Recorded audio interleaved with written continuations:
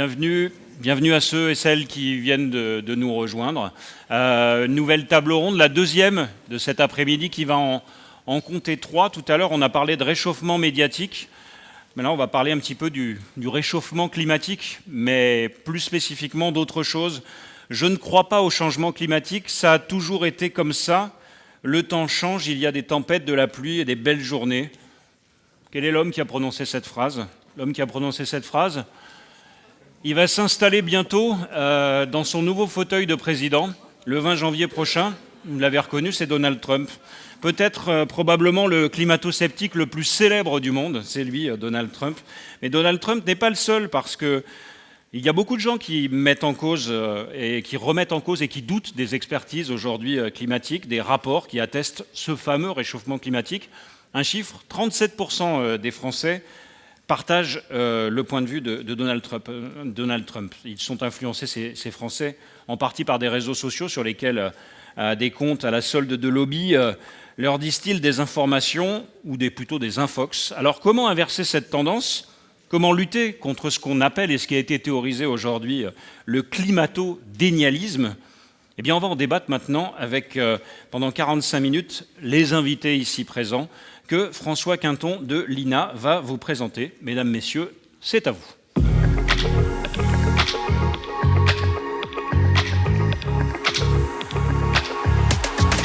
à toutes et à tous, merci beaucoup d'être présents aussi nombreux pour cette question, effectivement, qui va nous animer pendant 45 minutes. Comment contrer ces discours climato-dénialisme.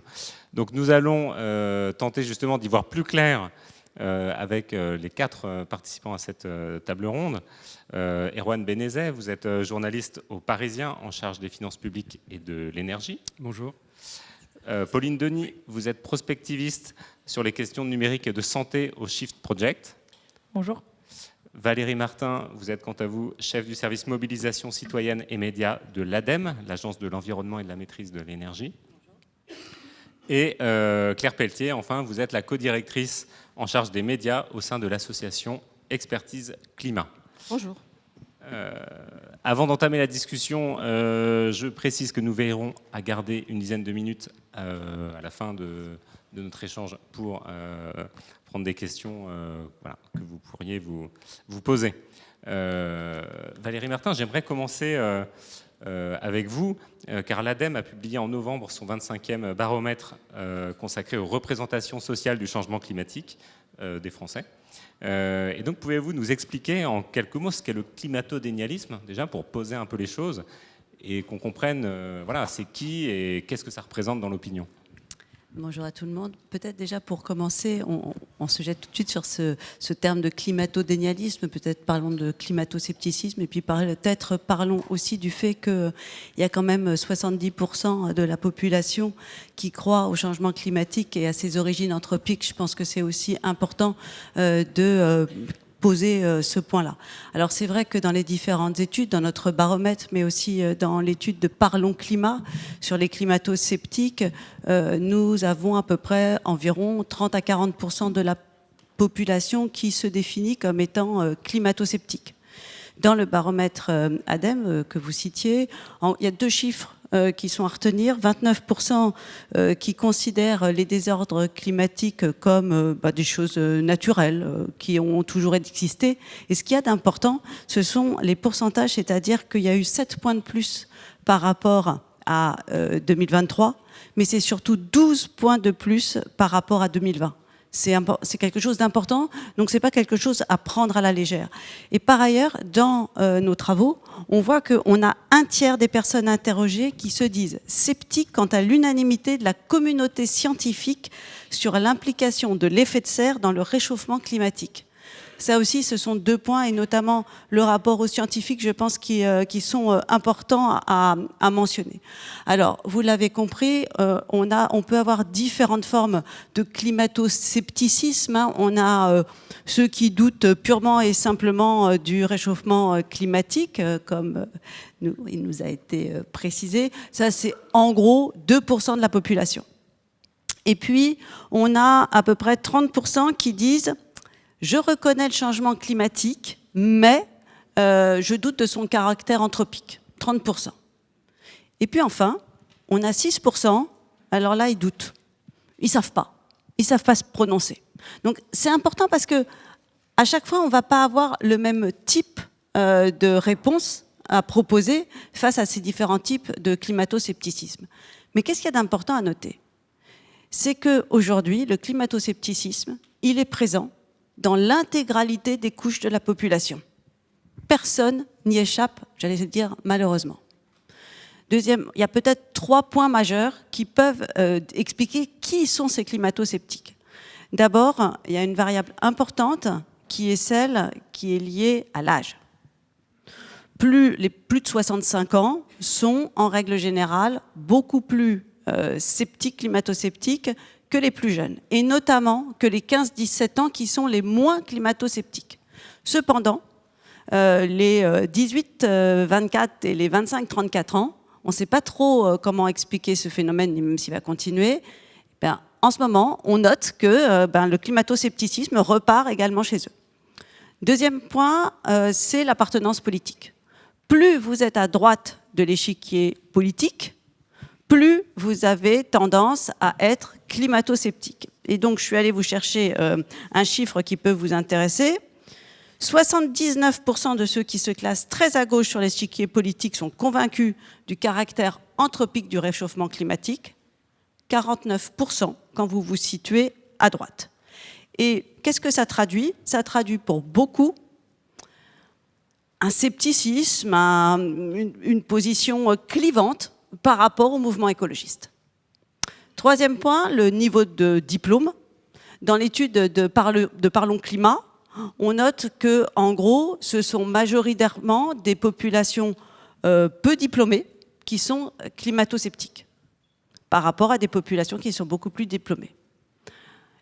Enfin, peut-être un dernier point qui peut vous intéresser, c'est mais comment est-ce qu'on explique ce phénomène? Je l'ai un peu dit en creux, un rejet de l'idéologie, entre guillemets, écologiste, également, entre guillemets. Ça, il y a un clivage très net qui existe aujourd'hui et qui peut expliquer une partie de la situation. Deuxièmement, ça, c'est les travaux de Parlons Climat. Si vous n'avez pas eu l'occasion de les lire, je vous invite en même temps que notre baromètre à les lire. C'est une très grosse inquiétude par rapport à la remise en cause de son mode de vie, de ses croyances, de ses valeurs, de son identité même.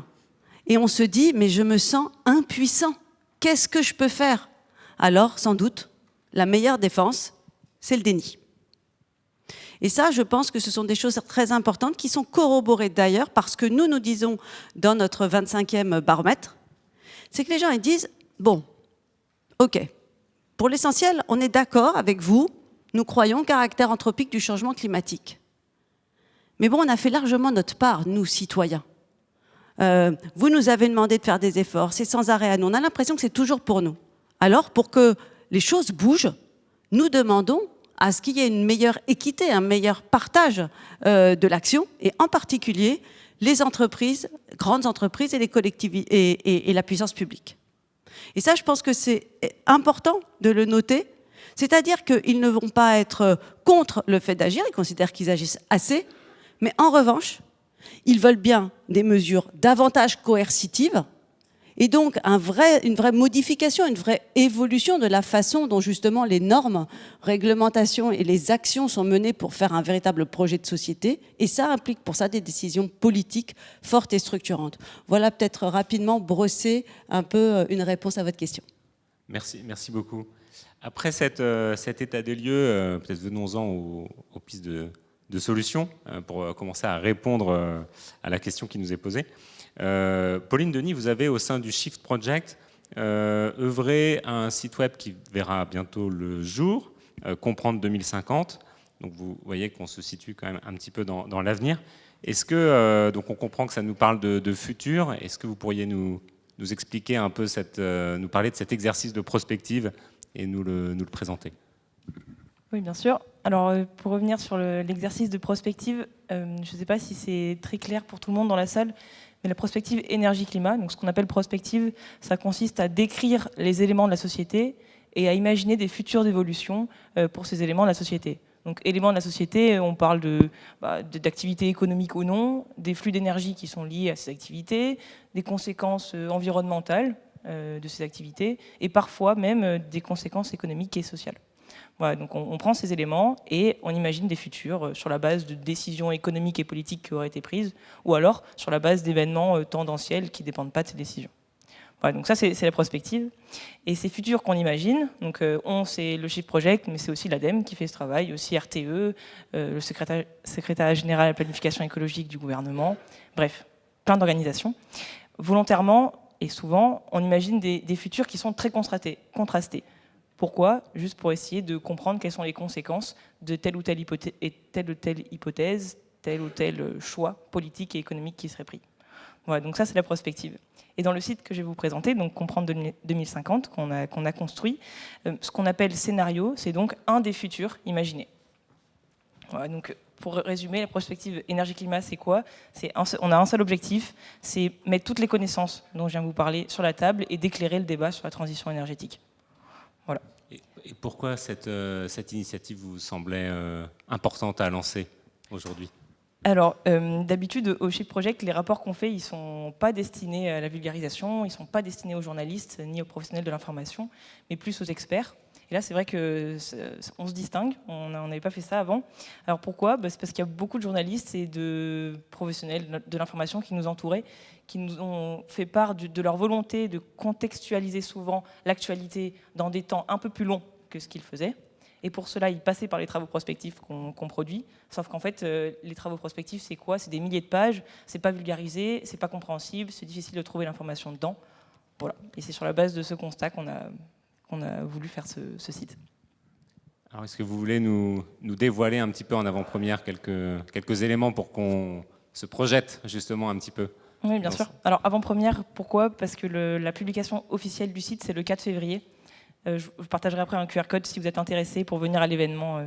Ce sera le 4 au soir. Donc vous avez bien fait vraiment de venir à cette table ronde. Hein. Yes. Alors, donc du coup, sur la base du constat que certains journalistes nous avaient fait, dont Erwan d'ailleurs, on s'est fixé 2 objectifs. C'est permettre déjà l'appropriation des définitions, enjeux, ordre de grandeur, clés de la transition aux professionnels de l'information. Et deuxième objectif, c'était de rendre accessibles toutes ces pages qu'on produit et qui sont peu ou plutôt pas vulgarisées. Voilà, donc notre objectif, c'était ces 2 objectifs. Et pour qui? Pour des personnes, un public plus large que les experts habituels à qui on parle, et en particulier pour les journalistes, les influenceurs, mais aussi les décideurs économiques et politiques, même des investisseurs.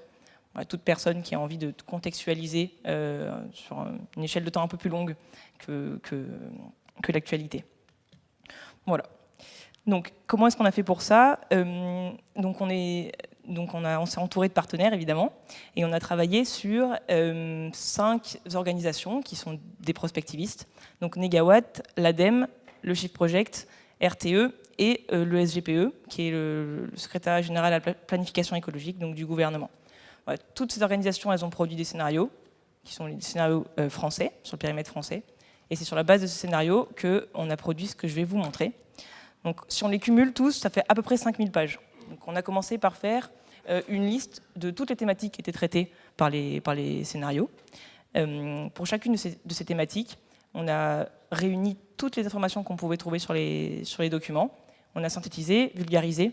Alors, évidemment, on s'est entouré quand même, c'est pas que le Shift, on s'est entouré déjà de nos partenaires qui sont l'ADEME et Negawatt, et on s'est entouré aussi de bénévoles qui nous ont aidés.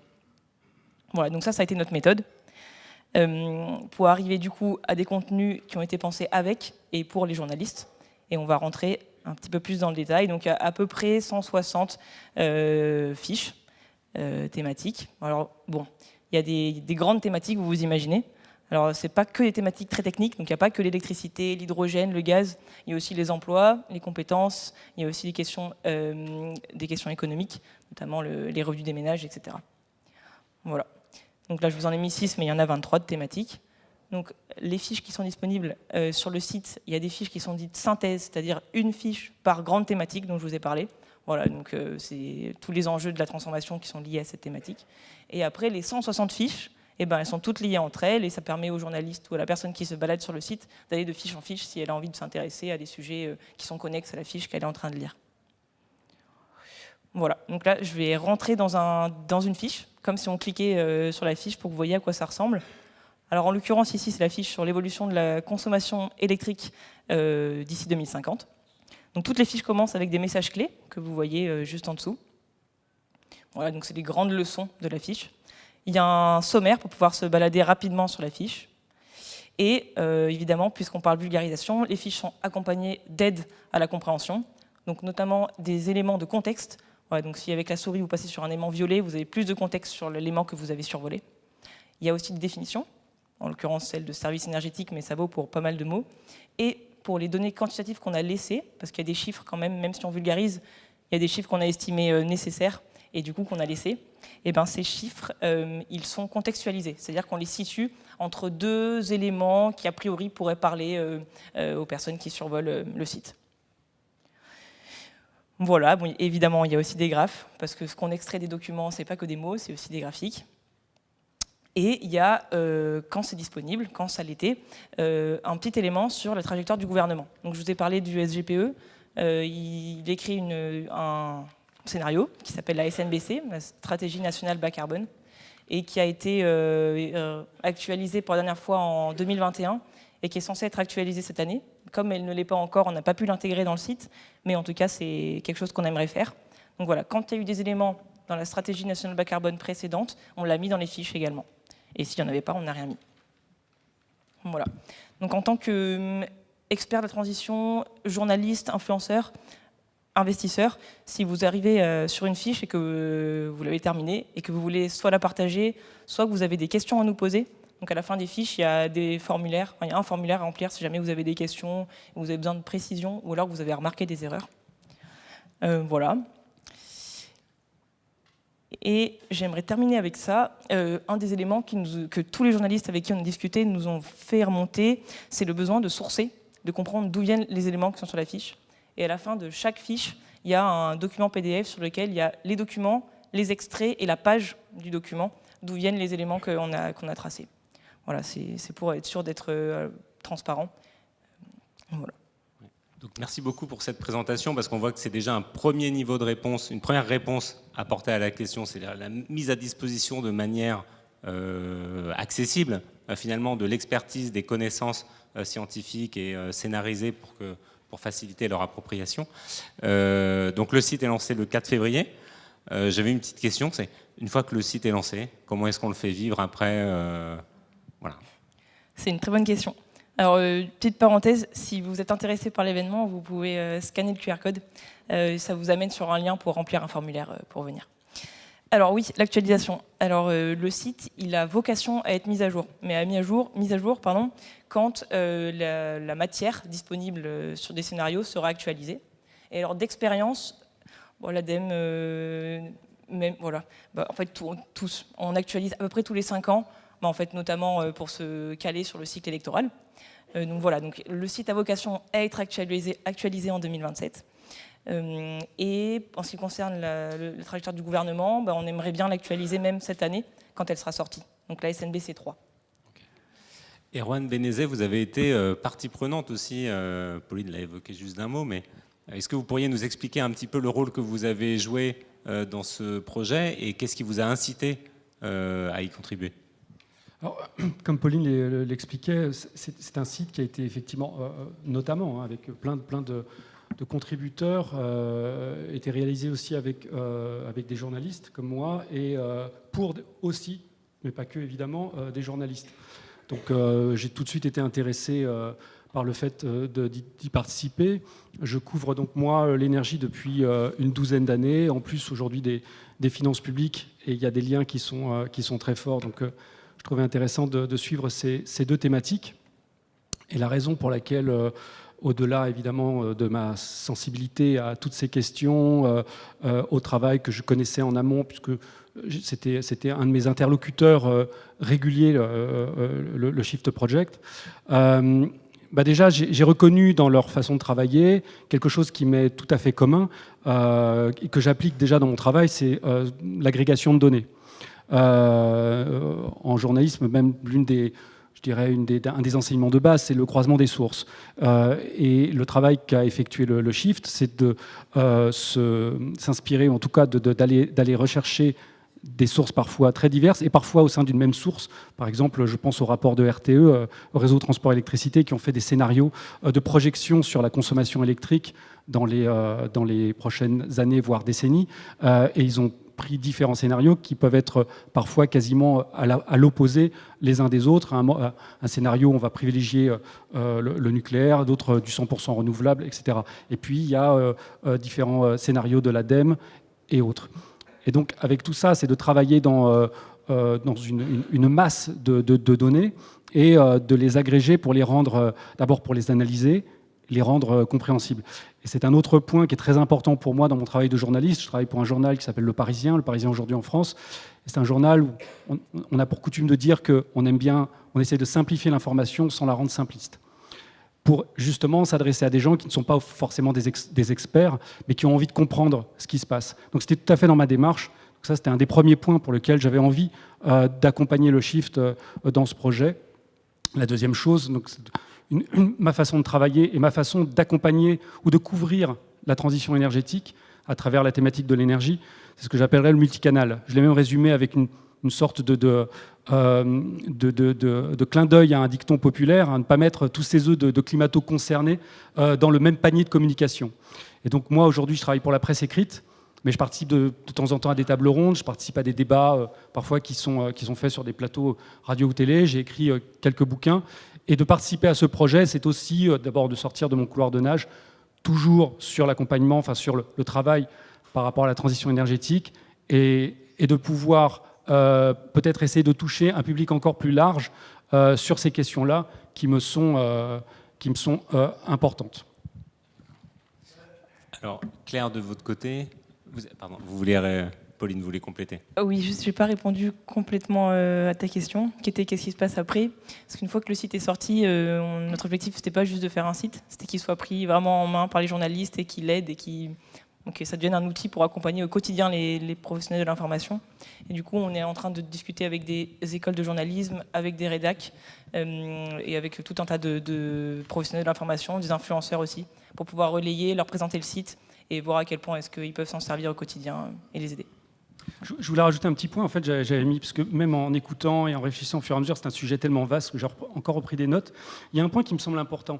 En 2007, il y a eu une bascule en Europe, il y a eu une ouverture des marchés de l'énergie. Ça a fait qu'avant, vous aviez un monopole. Dans l'électricité, c'était EDF, dans le gaz, c'était GDF, devenu GDF Suez, puis Engie. Et à partir de là, vous avez eu tout un marché qui s'est ouvert avec des nouveaux acteurs qui pouvaient notamment proposer la fourniture d'électricité. Qu'est-ce que ça a donné? C'est que le consommateur, et alors c'est un terme marketing, je m'en méfie toujours, mais je veux quand même le dire, ça me fait rigoler, est devenu un consommateur. Mais donc il est devenu acteur de sa consommation avec des choix. Et finalement, il y a eu une sorte de glissement qui fait qu'au fur et à mesure, et encore plus aujourd'hui, et encore plus demain, les citoyens que nous sommes, les lecteurs des médias, les chercheurs, les journalistes, etc., ont des choix, peuvent faire des choix qui vont déterminer, qui vont avoir un poids sur notre avenir, notamment autour du climat et autour de notre façon de consommer l'énergie. Et donc, il y a un rôle à jouer à la fois pour les médias, à la fois pour les citoyens, à la fois pour des associations ou des institutions pour essayer d'expliquer ce qui se passe et pour que les gens puissent s'emparer de ces questions-là qui avant étaient un peu réservées, c'était un peu comme chez les médecins, c'était réservé aux sachants, et puis vous inquiétez pas, on s'occupe de tout. Alors qu'aujourd'hui, ça ne se passe plus du tout comme ça, et donc c'est très important de faire ces ponts. J'ose espérer que les médias en sont un de pont, mais que des sites comme celui que va mettre en ligne le Shift en est un autre. Et il y a également d'autres ponts, d'autres passerelles, notamment Expertise Climat. Claire, donc votre association se donne pour objectif de contribuer, enfin de contribuer à l'amélioration de la couverture médiatique sur les enjeux climatiques. Est-ce que vous pouvez nous expliquer justement comment vous travaillez et comment est-ce que vous construisez ce dialogue entre les chercheurs et les journalistes pour favoriser une information fiable. Oui, merci. Donc, effectivement, l'Expertise Climat, c'est une association qui a été créée en 2022, donc c'est tout récent, pour justement créer des ponts entre le monde de la recherche, donc les scientifiques, et le monde des médias, les journalistes, pour effectivement, comme tu le disais François, améliorer la qualité du débat public, du débat médiatique sur les enjeux écologiques. Et pour créer ces ponts, on a, à Expertise Climat, créé un réseau de chercheurs. Aujourd'hui, c'est un peu plus de 160 chercheurs qui couvrent tous les thèmes de la transition écologique, qui couvrent aussi toutes les disciplines. C'est-à-dire qu'on a des chercheurs dans ce réseau qui sont à la fois en sciences fondamentales, mais aussi en sciences humaines et sociales, ça c'est un point important. Et ces chercheurs, ils ont tous pour point commun d'avoir envie finalement de sortir de leur labo, d'aller parler au grand public via les médias, de transmettre leurs connaissances au grand public via les médias. Et ce qu'on leur propose, nous, pour les aider à le faire, c'est des outils, des formations. On propose notamment des formations en média training, donc à la prise de parole dans les médias, des conseils avant une interview. C'est aussi la force d'un réseau, c'est-à-dire des échanges, des informations entre eux, des rencontres, etc. Et puis, en parallèle, on a créé un réseau de médias. Alors, c'est plutôt aujourd'hui les médias nationaux, donc télé, radio, les grandes chaînes, les grandes stations de radio, les grands titres de presse quotidienne nationale, donc les médias qui ont de l'audience, qui ont de l'impact. Et demain, et on commence là en 2025 avec les médias régionaux, on va aussi pouvoir parler aux médias locaux avec des réseaux régionaux de chercheurs. Et donc, en fait, ce qu'on propose aux journalistes, c'est des mises en relation avec ce réseau de chercheurs. Et on essaye d'être le plus facilitateur possible, de plus souple possible, de s'adapter aux contraintes des journalistes, à leur rythme, à l'actualité, donc d'essayer d'avoir ça aussi en tête et de le transmettre aux chercheurs. Et donc ces mises en relation, c'est de façon très variée en fait, c'est vraiment protéiforme. Ça peut être à la fois faciliter une interview pour un 20h sur un sujet qui fait l'actualité du moment. Ça peut être des conférences dans des rédactions, on en anime régulièrement sur des thématiques en fonction de la ligne éditoriale du média, de ce qu'il va faire son actualité. Donc ça c'est un peu en fonction de chacun aussi. Ça peut être des webinaires d'actualité qui sont animés par des chercheurs et qui permettent de décrypter cette actualité. Donc c'est aussi un soutien pour les journalistes pour s'informer en amont avant de faire un papier, avant de faire un sujet en télé, radio, etc. Voilà, donc c'est plein de formes. Et par exemple, on a aussi, avec notre réseau de chercheurs, pu contribuer à la création du journal Météo-Climat de France Télévisions, parce que, vous savez, tous les soirs sont interviewés des chercheurs. Hein, après le bulletin météo, il y a une question climat, une question biodiversité, c'est pas forcément climat. Et il y a un chercheur qui répond. Et c'est aussi le fait que notre réseau soit là, ça a permis, France Télévisions s'est dit on peut y aller, on peut le faire, quoi. Voilà.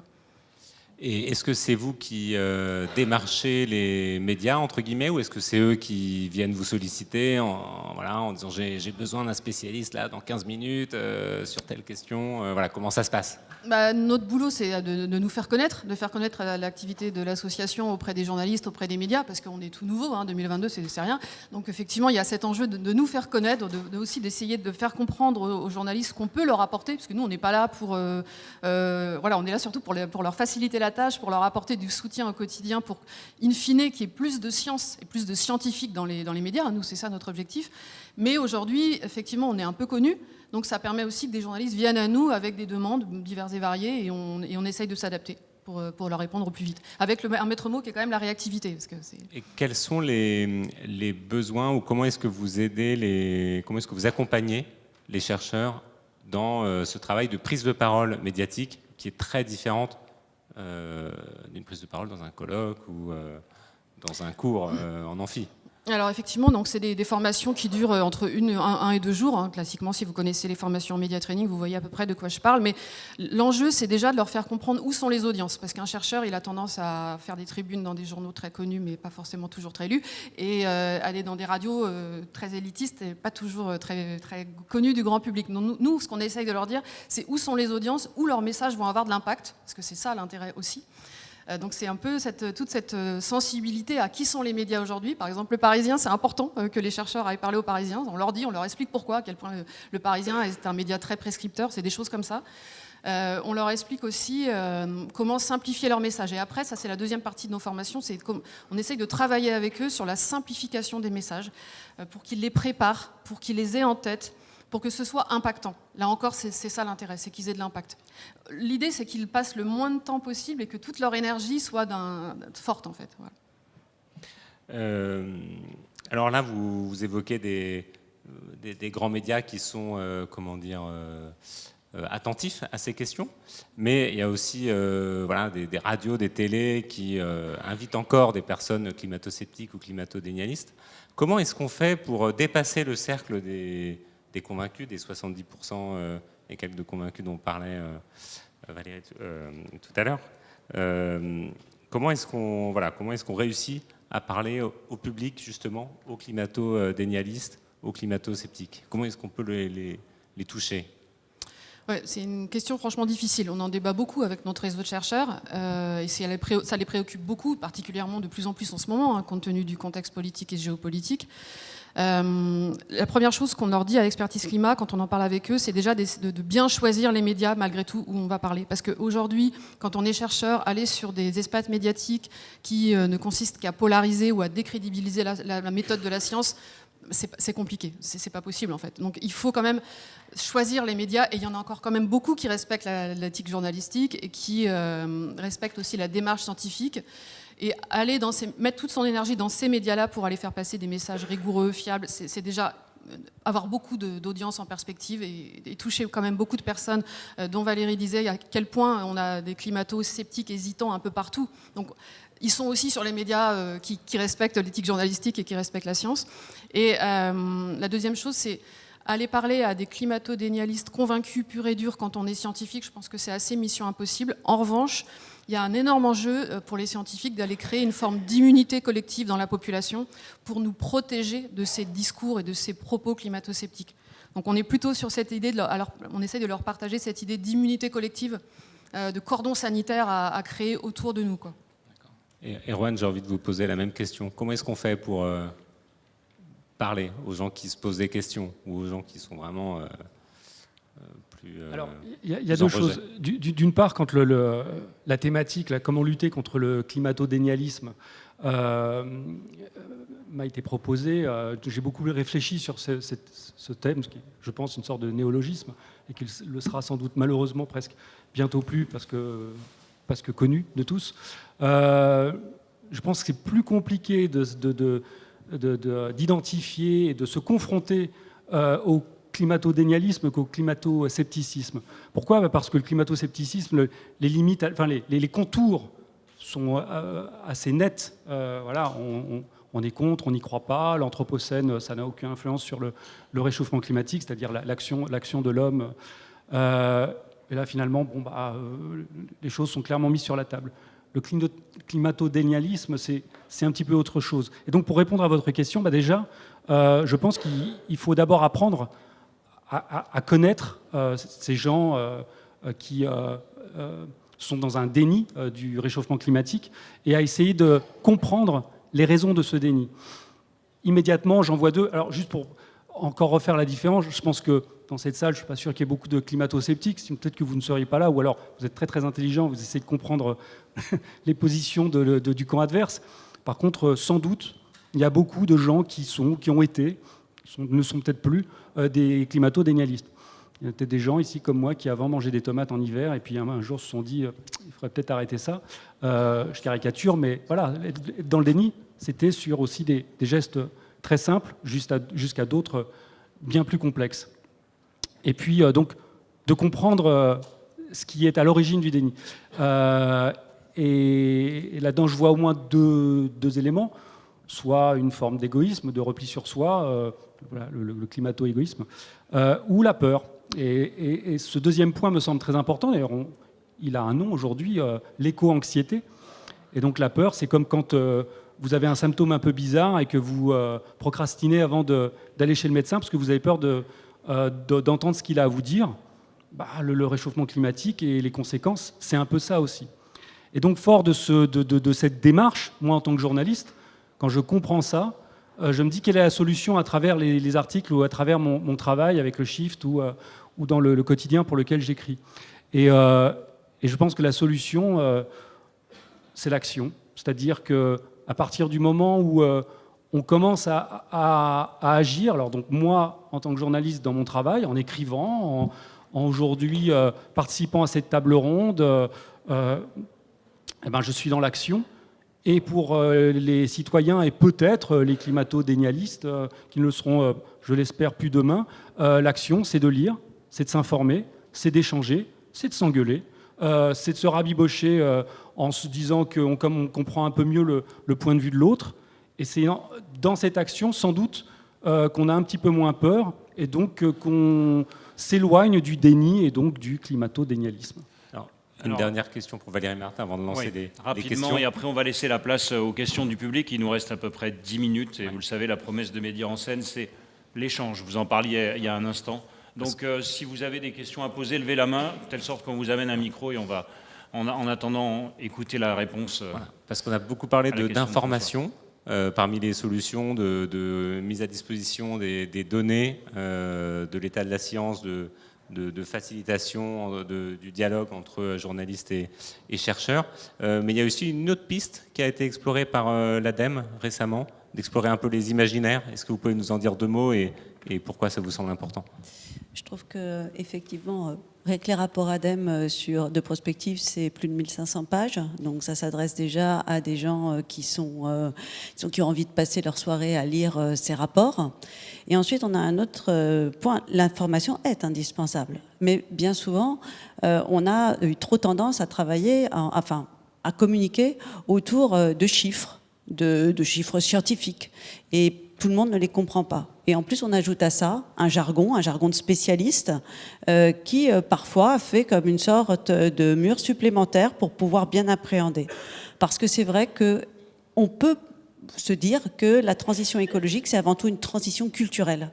Et c'est pour ça qu'à l'ADEME, on a souhaité que nos différents rapports de prospective, Transition 2050, donc qui sont sortis fin 2021, eh bien, ils soient transcrits dans quelque chose qui touche beaucoup plus le sensible, en plus du rationnel. Et dans ce sensible, on a décidé de faire des micro-fictions. Des micro-fictions, pourquoi ? Pour aider les gens à se projeter dans justement 2050 et à se dire mais à quoi ça ressemble le scénario 1, le scénario 2, le scénario 3 ou le scénario 4 ? Et donc pour ça, on a fait d'excellents podcasts qui s'appellent Demain c'est pas loin. Si vous les avez jamais écoutés, c'est le moment ou jamais d'y aller, avec une micro-fiction et puis 4 débats animés par Natacha Triou avec Céline Guivarch, Dominique Méda, Chloé Charles et Sarah Lamaison. On a également fait des fictions qui ont été asilées dans Society, donc réalisées par So Good. Et on a travaillé aussi à des projets avec des écoles et avec un designer qui s'appelle Max Molon, le projet Immersion Transition 2050. Et une des choses les plus récentes, c'est qu'on a travaillé avec le centre Pompidou sur justement climat quel futur, et qui réunissait des experts, des scientifiques et des citoyens. Pourquoi ? Et puis des artistes. Pourquoi ? Parce que justement, pour faire que cette sensibilité-là permette de toucher aussi les gens et vienne compléter l'information rationnelle qui était donnée pour espérer faire changer aussi notre culture, nous projeter dans un autre imaginaire, celui des sobriétés désirables et d'une résilience territoriale. Alors, chose promise, chose due. Maintenant, place aux questions. Mademoiselle, on vous écoute. Voilà. Si vous pouvez poser des questions courtes et en vous présentant en 2 mots. Et des réponses courtes aussi. Et des réponses, voilà. Je vais essayer d'être très rapide. Je vais faire un effort. Donc, je m'appelle Madeleine. Moi, je travaille dans une association qui défend l'indépendance médiatique en France. Et ma question, elle traite sur du coup le traitement médiatique de l'écologie, de l'environnement aujourd'hui. Sur est-ce qu'il n'est pas un petit peu trop centré sur le fait qu'on mange des tomates en hiver, comme vous l'avez dit tout à l'heure, et sur les petits gestes du quotidien, alors que le 10 janvier, les 1% les plus riches du monde ont explosé leur quota climat. Ça y est, il reste 355 jours à venir. Est-ce que ça n'est pas un petit peu trop focus sur justement ce que la population civile peut faire à sa petite échelle et on ne pointe pas assez du doigt le vrai problème, c'est-à-dire les ultra-riches, les milliardaires, les entreprises extrêmement polluantes. Voilà, merci beaucoup. Est-ce que votre question s'adresse à quelqu'un en particulier ou est-ce non, que je la mets au pot à qui a envie de répondre. Mais je ne suis pas sûr qu'on puisse répondre en 2 minutes à cette question, mais on va essayer. Non, mais je vais parler de l'exemple qui est le mien. Je me suis posé cette question aussi. Tout à l'heure, je donnais un petit exemple un peu caricatural exprès. Je vous disais que moi, aujourd'hui, les 2 thématiques que je suis, c'est l'énergie et les finances publiques. Et quelque part, ce choix, il vient aussi de là. Les deux sont très liés parce que l'argent, comme on le sait, c'est le nerf de la guerre, on dit souvent. Mais donc les finances et la question du financement sont très importantes. Dans quelle heure il est ça a commencé normalement. Vous avez la déclaration de politique générale du Premier ministre François Bayrou qui a dû commencer il y a 5 minutes devant le Parlement. Je suis censé le couvrir, donc je vais courir après. Mais est-ce que dedans, il va parler d'écologie? Peut-être pas. Et dans ces cas-là, ou peut-être que. Et dans ce cas-là, mon travail, mais comme celui de tous les journalistes qui suivent ces questions, ça va être peut-être de s'interroger pourquoi, comment on refait le lien, de reposer une question la prochaine fois qu'on sera confronté aux personnes en charge au gouvernement. Et donc, de ne jamais oublier ce lien, même quand, a priori, on a l'impression que... Et c'est ça aussi le climato-dénialisme. Quand on a l'impression qu'on est pris par d'autres urgences et qu'on finit par oublier peut-être l'urgence des urgences, qui est l'urgence du réchauffement climatique. Y a-t-il une autre question dans la salle, ou sinon bien, on va vous demander peut-être de conclure? Oui, quelqu'un, madame Aglaé, s'il te plaît. Madame, vous avez une question. Et puis, dans 2 minutes, il va falloir qu'on close cette table ronde parce que Bonjour, l'heure passe. Catherine Dumoutier, je suis communicante. J'ai toujours travaillé dans l'industrie automobile. J'ai une question qui concerne plus Claire, je pense, sur le contenu de la communication et sur... tout à l'heure, on parlait de l'éco-anxiété. Et très franchement, moi, je suis sensibilisée à l'écologie depuis très longtemps. Je trouve que très souvent, on culpabilise aussi beaucoup le commun des mortels. Et est-ce que sur la façon dont vous préparez les scientifiques, c'est quelque chose que vous avez à l'esprit aussi? Complètement. Oui. Alors, merci de pouvoir me préciser ça parce que je n'ai pas eu le temps d'en parler. Dans les échanges nombreux qu'on a avec les scientifiques, de plus en plus, en fait, on travaille sur comment parler, le ton. Il y a 2 points super importants. C'est que d'une part, de plus en plus, les chercheurs sont absolument conscients, et on en parlait, la peur qui génère aussi du climato-dénialisme ou du scepticisme. Les chercheurs sont donc très conscients qu'il faut vraiment être dans des messages empathiques. Déjà, faire preuve d'empathie, parce que tous les bouleversements qu'on va vivre, c'est très anxiogène. Donc ne pas être dans l'agressivité, ne pas être dans la culpabilisation, ne pas être dans l'accusation, mais être dans l'empathie. D'abord, tout en restant évidemment dans le consensus scientifique, ça peut permettre de créer d'amorcer de dialogue. Et puis deuxième point très rapidement, effectivement, si vous entendez les scientifiques aujourd'hui, par exemple Valérie Masson-Delmotte de plus en plus, ils parlent des co-bénéfices de la transition écologique, ils parlent des éventuelles opportunités qu'elle peut offrir, ils parlent en fait de solutions, alors pas des petites solutions, mais des vraies solutions pertinentes à l'échelle, dans les territoires. Donc de plus en plus, on est sensibilisés, et ils le sont, à la nécessité d'aller vers des récits, des questions plus porteuses d'espoir, quoi. Voilà. Peut-être pour compléter, je trouve que c'est important ce que tu viens de dire. Et en plus, on incite à donner des exemples concrets qui soient territorialisés. Parce que ce soit quelque chose qui soit au plus près des gens. C'est important de leur montrer qu'il y a déjà des choses qui fonctionnent, qui existent et qu'ils peuvent aller voir concrètement sur le terrain. Et ça fait partie aussi des choses que les journalistes nous demandent régulièrement. C'est, mais alors, qu'est-ce que je peux avoir comme exemple qui se passe près de chez moi? Et je trouve que c'est aussi ça, dans le dialogue qui se fait entre nous, un point à apporter.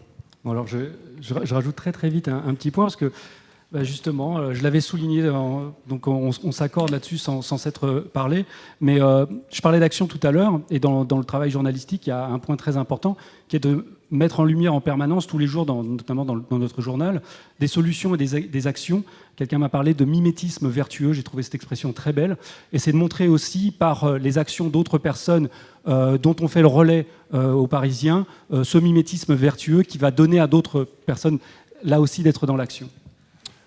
Ça sera peut-être... Vous vouliez ajouter une petite chose dernière? Et si vous avez envie de suivre comment est le traitement médiatique en matière d'écologie, je vous invite à suivre les travaux que nous avons lancés grâce à l'association de Claire, Expertise Climat, Quota Climat, du climat dans les médias, et l'ADEME et d'autres, et qui justement s'appelle l'OME, l'Observatoire des médias sur l'écologie. Si ça vous intéresse, est-ce que tu as en tête le site internet? C'est là où justement on voit qu'on a oublié quelque chose. Non, mais je pense que c'est important de le suivre parce qu'aujourd'hui, dans les médias, le traitement écologique sur la dernière année, il dépasse loin de à peine les 3%. Il y a quand même des choses qui doivent se mettre en place. Et il faut se dire que l'écologie, tout comme la biodiversité, ce sont des sujets d'ampleur qu'on n'est pas obligé de traiter dans des verticales dédiées, parce que parler d'écologie, c'est parler d'économie, c'est parler de santé, c'est parler de conflits, c'est parler de géopolitique, etc. Bref, c'est parler d'emploi, c'est parler d'innovation, c'est parler de notre vie de tous les jours. Et c'est en ça que c'est une transition culturelle, et c'est comme ça qu'il faut l'intégrer également. Et c'est ça que nos différents intervenants doivent essayer de mieux expliquer. Et c'est observatoiremédiaécologie.fr. Merci beaucoup, le débat peut continuer. Merci de votre Les attention. intervenants sont là pour discuter avec vous. Je vais vous demander juste de vous décaler pour laisser place à la table ronde suivante, mais si vous voulez profiter de ces experts à côté pour prolonger les discussions, n'hésitez pas. Dans un instant, on va parler d'un autre concept, la post-vérité.